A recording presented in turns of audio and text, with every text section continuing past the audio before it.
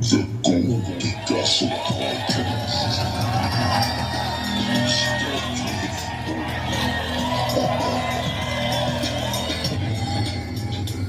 Step to the throne.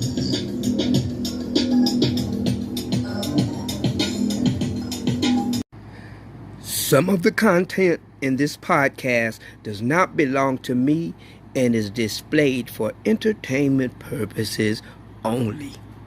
Step to the throne.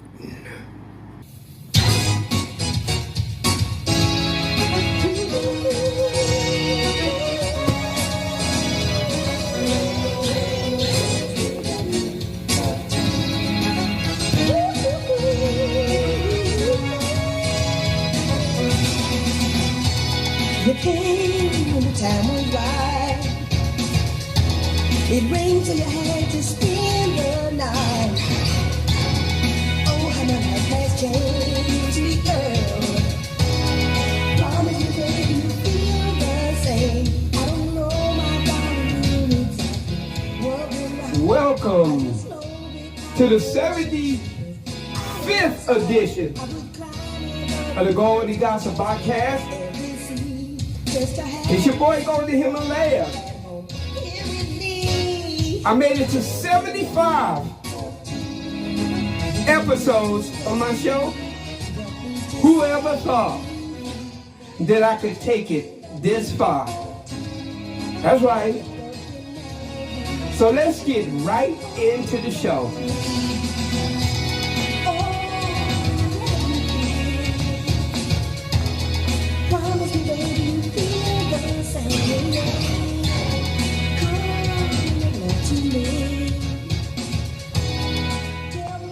All right, folks, let's get into it. Let me do a little flip.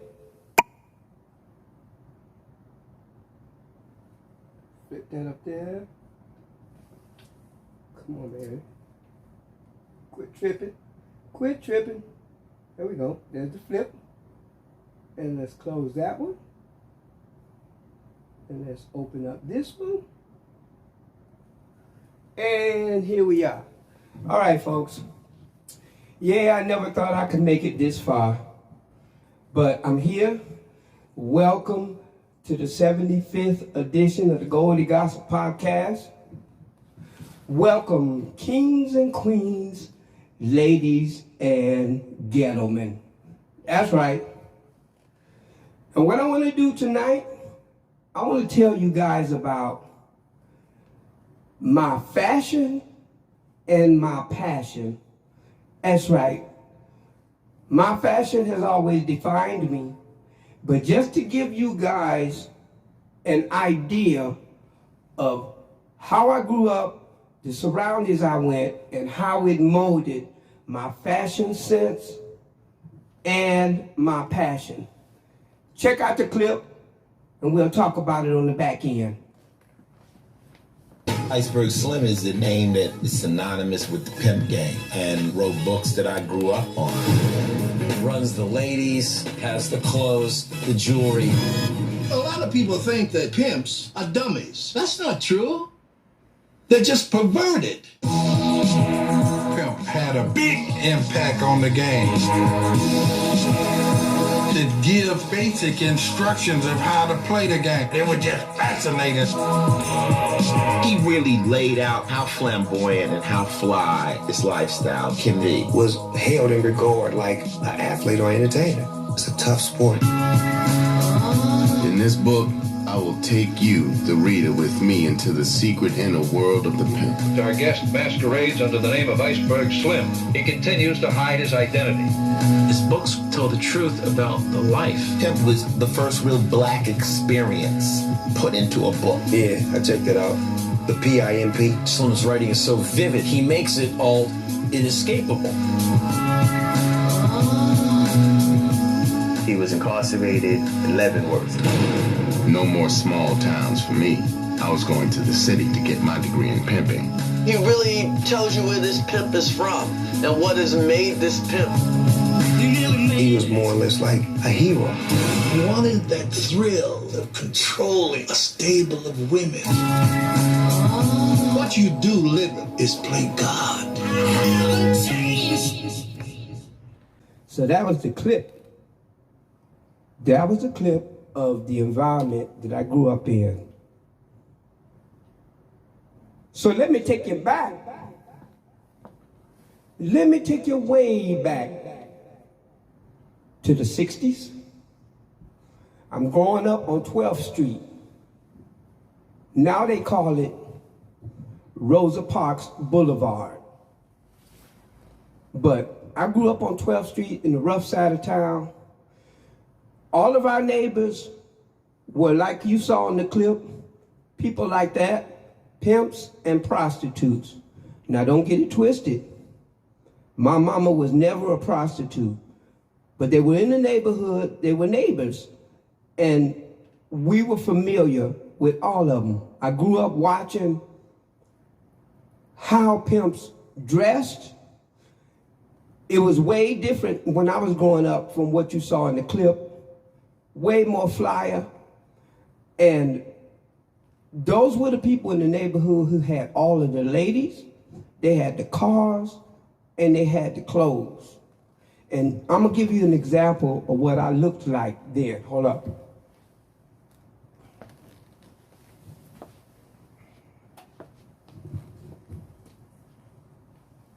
All right, here it is right here. This was me, guys. This is how I dressed and how everybody dressed in Detroit back then. I was a player. I had the look and I had the clothes. First of all, my mother and my father were both very fly in the ghetto. My dad, I'm a chip off the old block. My dad was a ladies' man and he dressed impeccable. And my mama, she was a fashionista. She was definitely a fashionista. Her clothes were so tight, hats on the top shelf, clothes wrapped in plastic and mothballs on the rack, the shoes to match in a box right under those clothes. And it was like that through the whole closet. And in the very back of the closet were her mink stoles.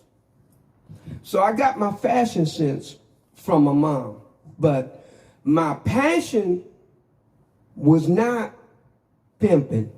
I had the knack, but I didn't have the will. It wasn't in me. I love women. I don't want to treat women bad. That ain't my thing. But I learned from the pimps the relationship that they had with women. And I understood a long time ago that number one, it is tricking if you're paid for it. In the ghetto, it was only two kind of dudes: tricks, pimps, and I say number three, players. Since I wasn't a pimp, I was always a player. I was always smooth with the ladies. I was able to cut off my emotions at any given time.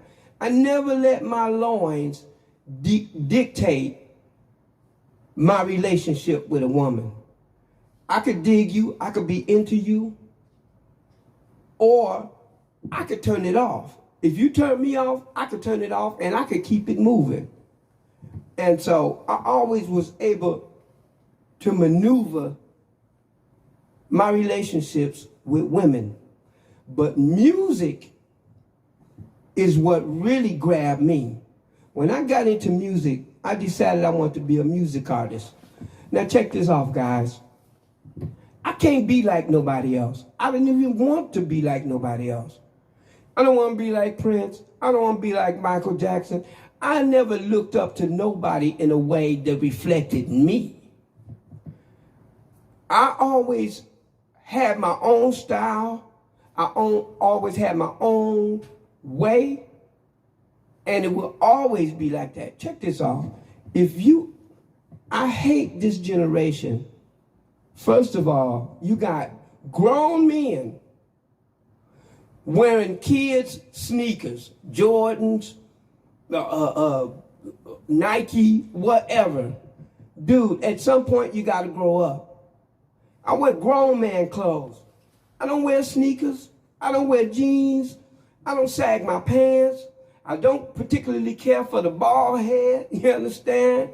I always had my own way, and I knew that if I wanted to be a distinctive entertainer, if I wanted to separate myself from everybody else, I had to create my own style.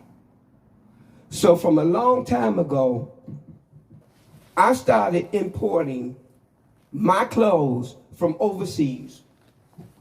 Anything I wear, you will never see nobody in the United States wearing. They're one-of-a-kind outfits. I email my measurements overseas so that it's tailored to me. I pick out the styles I want. They mail it to me. And on top of that, it's cheaper than the fly clothes that they got in the United States. Not to mention, United States styles is everywhere. You might see one person, 2 people, 100 people in the same outfit. You will never see anybody wear any other clothes that I wear, because my stuff is exclusive from overseas. That's right.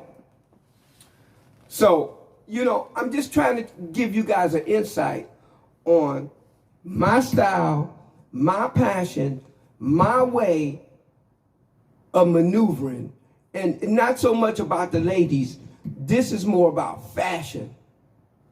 The fashion that I choose to set myself apart from everybody else. How you gonna be distinctive if you look just like everybody else? Every hip hop person I know is doing the same things. Wearing sneakers, got the gold chains, etc. You know what I'm talking about. The stereotype. Well, you know what? Everybody in hip hop and R&B don't have to be like that. I'm sticking with my own style. And I'm going to stick with the Goldie Himalaya way. So next, guys, I'm going to close this out with a new video that I just produced. There's a young lady by the name of Teresina Sullo. She's a guru in exercise and in health. Right now, she's running a corporation called Core Therapy. She's been doing it for many years. She used to live in West Hollywood, and me and my boys used to go down and barbecue with her and have a good time. But she moved to Venice Beach, and she's been in Venice Beach for a very long time. Excellent trainer. Excellent trainer. She knows what she's doing. She knows about nourishment. She cooks a whole lot of food. It's a little bit too natural for me, okay? I'm still eating meat and everything. She doesn't do any of that. But anyways, me and Teresina Sullo got together, and she had a program called Ride for Your Life. It's an exercise bike that she was promoting along with her program that she's selling. And so she needed a theme song. So me and her went to North Hollywood, and we rented a studio, and we recorded a song together, just me and her. It's called Ride for Your Life. It's one of the very first promotion endorsements that I've done. I've done others, Ooh La La Doggy Spa, a dentistry office, and it was a hair salon. I did those as well. But anyways, I'm going to close this out. First, I'm going to show you Teresina and what she does and how tight she is. And if you guys want to get with an exercise program, you can look her up on Facebook. It's Teresina Sullo. And then after that, I'm going to show you guys the song and the music video I compiled for us. Thank you guys for the show, and we'll see you next time. Goldie Himalaya, y'all. Hi, I'm Teresina Sullo, and I'm here to tell you about core therapy and how it can change your life almost instantly. I've been training other people for 30 years about how to improve their lives. Why is core so important? Core is every move you make. Core affects your breathing. Core affects your posture. Core affects your aches and pains. Core affects your skin. Core affects your prostate. Core affects your heart. It's everything. Your core is working every second of every minute of every day. This part of your body, deep down in here, the core goes all the way down into the pubic area. We never talk about that. But this is very strong muscle that we can use for the rest of our life to get us up and down stairs, to get out of the cars. Do you want to round down like this? Do you want your shoulders up here? Do you want to lose your neck? These are all things that our core is responsible for. Not to mention, it's got to stimulate all the organs. It's got to pump cerebral spinal fluid up to the brain. But that's why I developed core therapy today. So here's your pulley system, okay? And it goes all the way from the heel, up the backs of the legs, up the spine, and all the way into the neck. That's how important knowing how our mechanics work can be.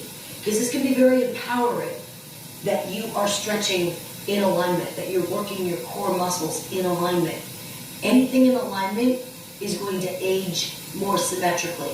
That means less grinding, less, so this is beautiful. And the knees are always slightly bent.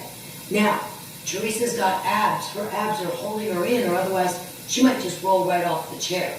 So she's been working for a while. We've been doing one leg at a time. Now she's got both legs. All right, Teresa, you're going to use your hands on your legs and you're going to walk it, roll it up on an exhale. Beautiful. Excellent. Now you're going to sit up nice and tall. Good. You're going to grab your thighs. Good. You're going to start with your pumping. So you're going to start inhale, exhale. Good. So she's going to go ahead, you can round a little bit more on your, So you're going to get this rounded. There you go. Excellent. So that's core muscle right there. This muscle, she's just getting more and more and more in touch with how to work that. 2 and rest. Good. It's enough, right? Oh, yeah. Okay. Grab your chair. Good. Round. Good. Now her letter C is getting deeper and deeper. Or, again, if you do yoga, cat. Cat is when these muscles all scoop in. Okay, Teresa, I want you to keep your leg slightly bent. And like a puppet, we're going to just lift it. Good. Now keep going down and up. Now she's doing amazing by keeping these core muscles inward as she lifts and drops that leg. If at any time you feel your lower back, stop. That's for you. That's for you at home. 2 and 1. Rest. Other side. So she's really upping the amount of ab work she's doing because she's not laying, her body is not against the chair. So her ab is lifting this leg, and it's one piece. One piece. You're doing great. 4 and 3 and 2 and 1. Come up for air. Really nice work. And round it out.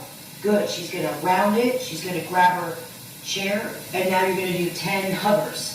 So keep that leg slightly bent and lift it. 10. Now, she's also lifting it in the very alignment that she started out with when her leg was out in front of her, and that alignment, and switch. So as she's lifting her leg, very good. Yep, and left. She's working not only this panel of muscle and getting her air out, she's also making sure that she's lifting this leg in alignment. So it's not way far right, it's not way far left. 2, 1. Rest. Take a big breath.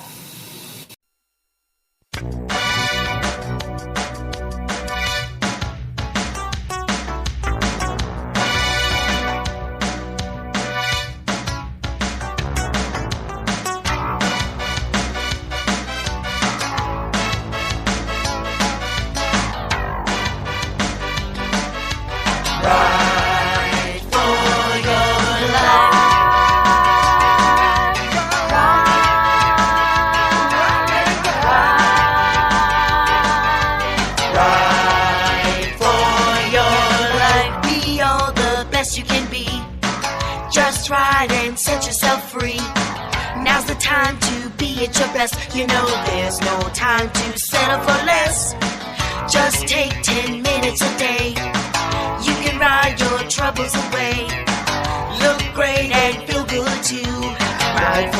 life can do it for you.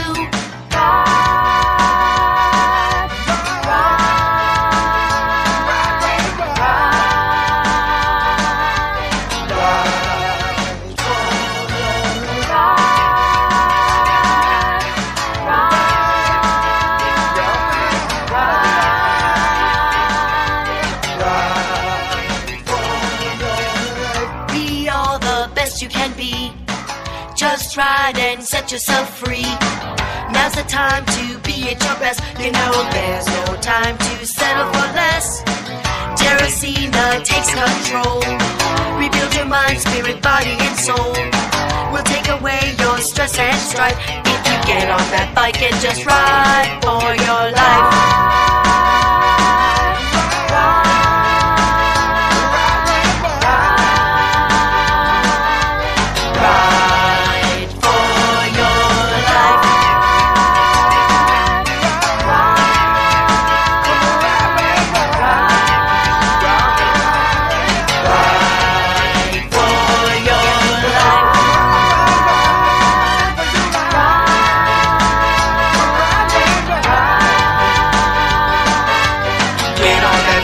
Just right.